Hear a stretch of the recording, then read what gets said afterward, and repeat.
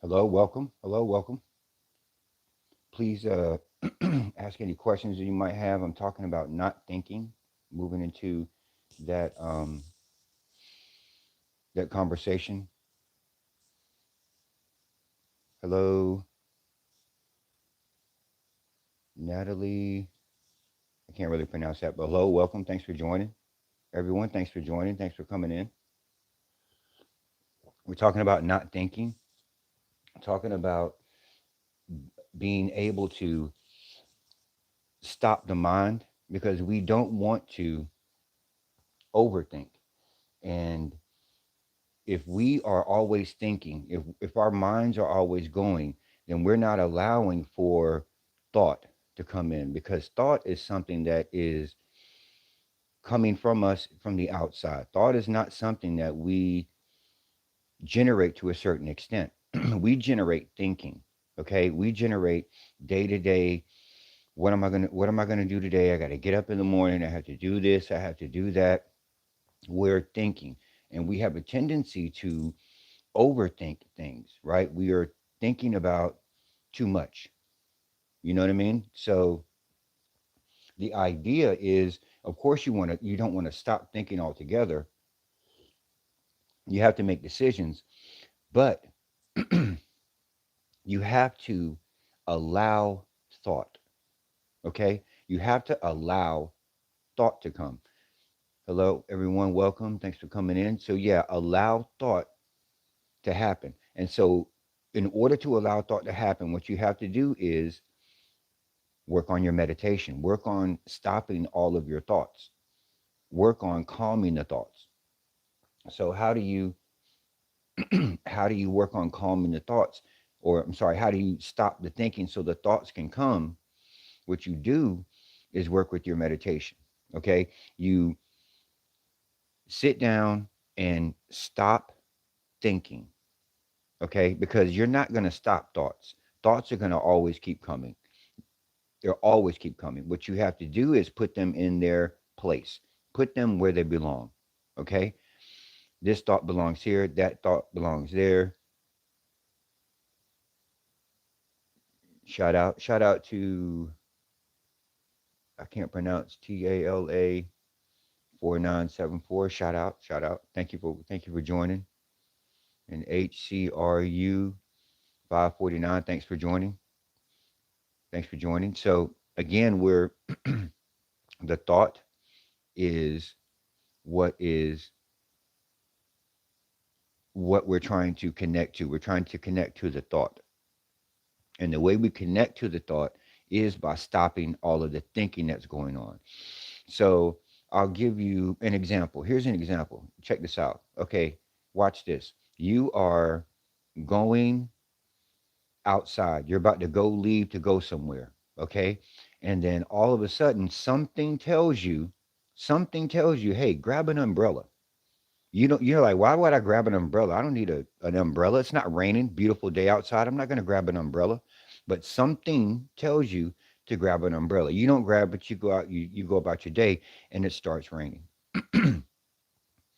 That something is what some people refer to as God or your higher self, right?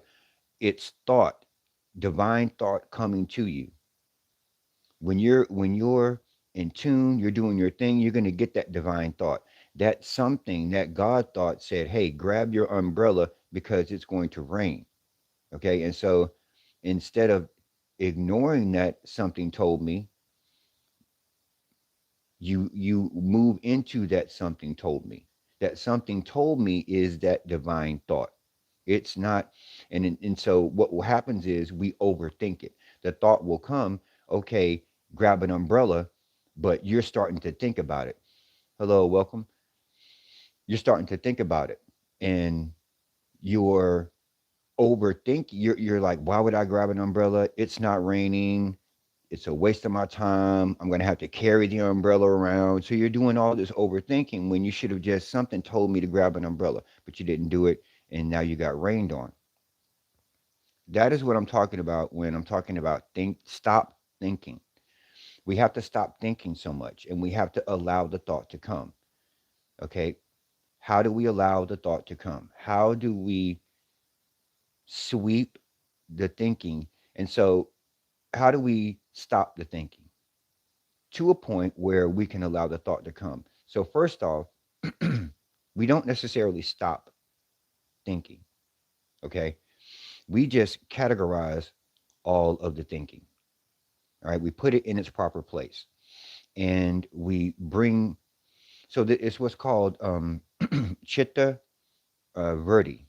Chitta Verdi is Chitta Verdi is the fluctuation of the mind. The whole thing is Chitta Verdi Nirodha, which means yoga is a cessation of the fluctuation of the mind.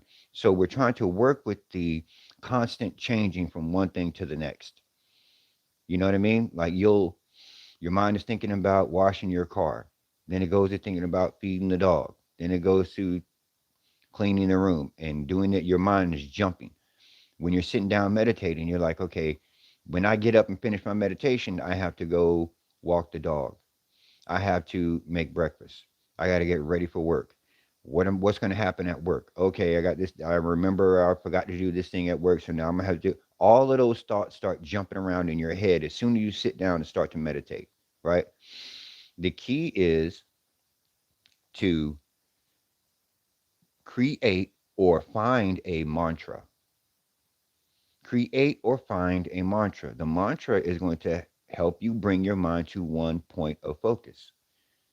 Okay? That's what the mantra does. That's what a mantra is for, among many other things.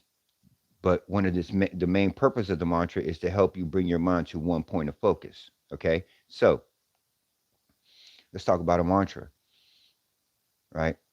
Thank you everyone for joining. Hi, hello. I'm a YouTuber. Cool. So am I. Um, we love Jesus. That's what's up. Jesus is cool. My father's a minister. I grew up in the Christian church. You know what I mean? So yeah, I'm all about some Jesus. Uh, but he's a cool representation of a powerful energy. Um, that's a big conversation too. But anyway, mantras. How do you develop a mantra?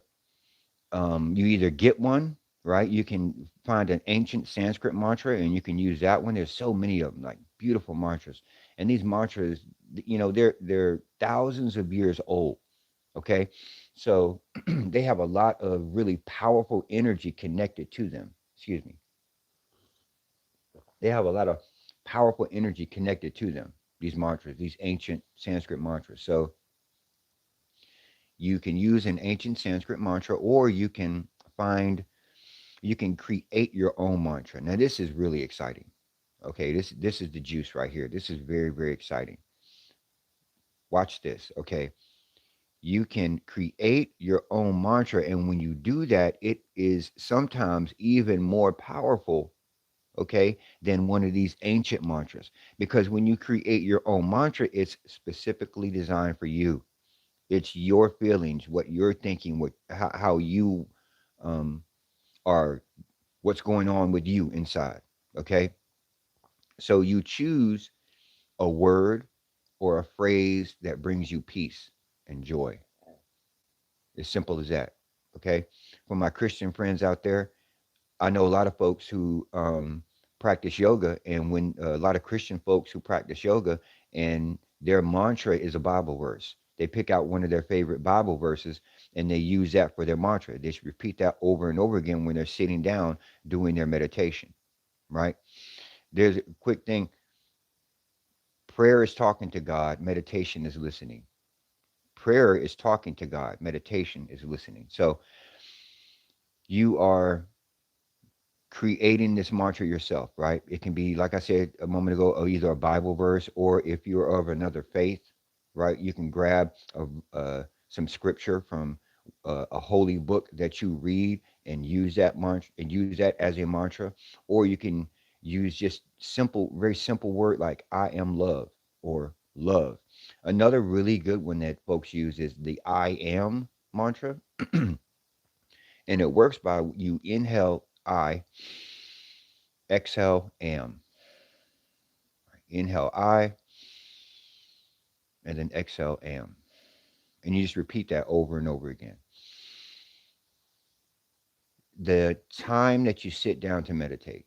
Okay, now it can start off, you want to start off very um, uh, slow, easy, simple. You don't want to rush it. You don't want to try to sit down for an hour when you first start because then you'll get discouraged and not want to do it anymore.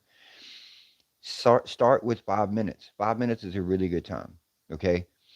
The key to this, one of the major keys to this, okay, watch me here. One of the major keys to this is doing it at the same time every single day. Understand what I'm saying here. The same time every single day. And if you really want to get the juice, if you really want to get the power, do it between the hours of 3 a.m. and 6 a.m. Between the hours of 3 a.m. and 6 a.m. every single day. No exceptions, except for life. Okay, now what do I mean by that? You plan every morning, I'm going to get up and I'm going to do my meditation. But sometimes life may interrupt you, right? You know what I mean? You have to get up extra early to go to this place or go to that place. Your child, sibling, loved one, someone needs you and you have to be there for them. Okay, that's life giving you a day off of your meditation. You're not going to do meditation today because you got to go run and take care of something. But you can still sit down for just a moment and do it. The key is that you want to get your body into, you want to tap into what's called abhyasa. And abhyasa is a Sanskrit word that means training, and you are training your mind and body to get up and to do the meditation. You want the meditation to be habitual. You want the meditation to be habitual. You don't want it to be a chore. You don't want it to, but it's going to be a chore when you first start. It's going to be like, oh man, I got to get up and do this meditation. It's going to be a chore when you first start, yes. However, once you make it a habit, it's going to be automatic, right? There's a story of this monk, right? And he was in the ICU and he was near death, very old monk, lived a full life. It was, he was on his way out, so to speak. And so there was another monk who was there who was ill, but he was a younger guy, but he just had something going on with him. And he was in there in the ICU with the other monk. And all during the day, this older monk would just lay there, just lay quietly, not really talk much, just lay in his bed because he was extremely feeble. You know what I mean? He was very weak. However, the younger monk would notice that late at night, when no one else was moving around in the hospital, it was all nice and quiet. It was between the hours of 3 a.m. and 6 a.m. The old monk who was laying there bedridden would pop up immediately. Boom, pop up. And he would open up a little box and he would sit in front of the little box and he would do his meditation and then he would close the box and he would lay back down. Now, this guy was almost near death, never moved during the day, but at night, between the hours of 3 a.m. and 6 a.m., he would get up and do his meditation because it had become habitual. It was a habit. He did it every single day. Didn't matter if he wanted to or not, he was going to do it. That's what you want to do with your meditation practice. You want to turn it into something habitual. You want to make it so your body just gets you up in the morning and takes you to your meditation space. That's how it is for me. Every morning I get up at 4:50. And I'm up. I get up 10 minutes to give me some time to get ready. I sit down and meditate at 5 a.m. from 5 a.m. to 5:30 every single day. Every day. It's a habit. It's a habit for me. So, one of the things you can do to help with this habit is to set your meditation space up the night before, right? So, right before you go to bed, put up, if you use an altar or if you have a little place where you have some incense burning or something like that, you set your little area up, the little cushion that you're going to sit on, set everything up, okay, before you um, set everything up before you go to bed at night. And then so when you get up in the morning, you can just walk right into it, right? So, yeah, that is pretty much the meditation, getting yourself ready for a meditation. Thank you everyone for watching. Any questions that anybody might have, I'll be glad to answer those at this point. I'm a For those of you who don't know, I'm a yoga teacher. Been teaching for 10 plus years. I started in I started teaching yoga in Virginia Beach, and I taught in Virginia Beach for some years, right? And then I moved to the Georgia area where I'm from, taught there for a while, and then now I'm here in Fullerton, California, and I teach private classes and I teach studio classes. Depends on a sub at a local yoga studio, but mostly most of my work is speaking online and instructing classes and yoga classes online. In the summertime, I'm going to when it gets a little warmer because it's always warm in Fullerton in California in this part of California. But when it gets warmer, because it can be cold in the morning time, it can get pretty cold. So when it gets warmer, I'm going to start doing some outside classes. Right. So that's about it. I'm going to cut the live. Again, thank you for watching. Any questions, comments, or concerns, please leave those. I'm going to do another live tomorrow morning, right around the same time. So if you have any questions you want to ask, I'll address those in the live that I'm going to do tomorrow morning. So you can leave those in the comments. So until then, thank you for watching. Peace.